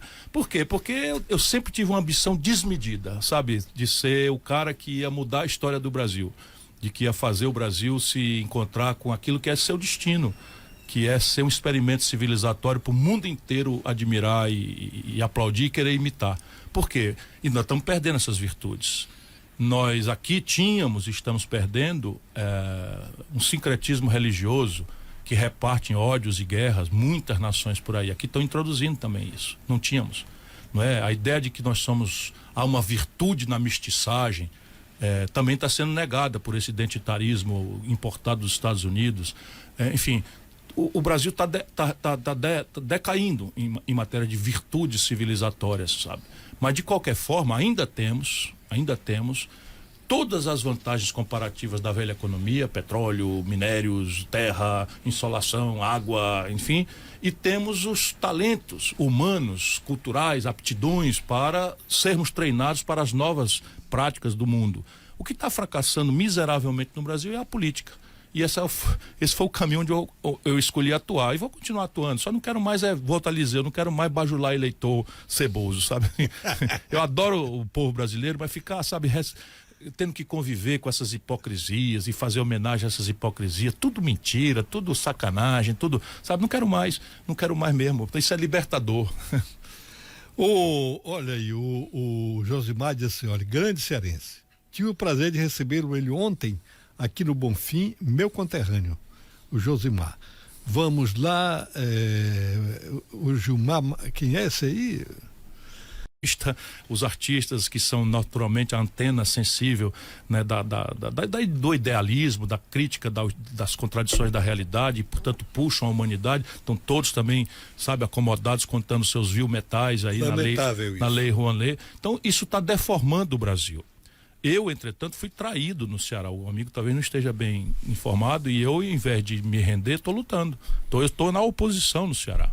Sou responsável pela origem desse projeto lá, pelo bem e pelo mal, e assumo humildemente essa responsabilidade, mas o que eu posso fazer, traído que fui, é lutar. E é o que eu estou procurando fazer. A educação do Ceará é a melhor do Brasil, ponto.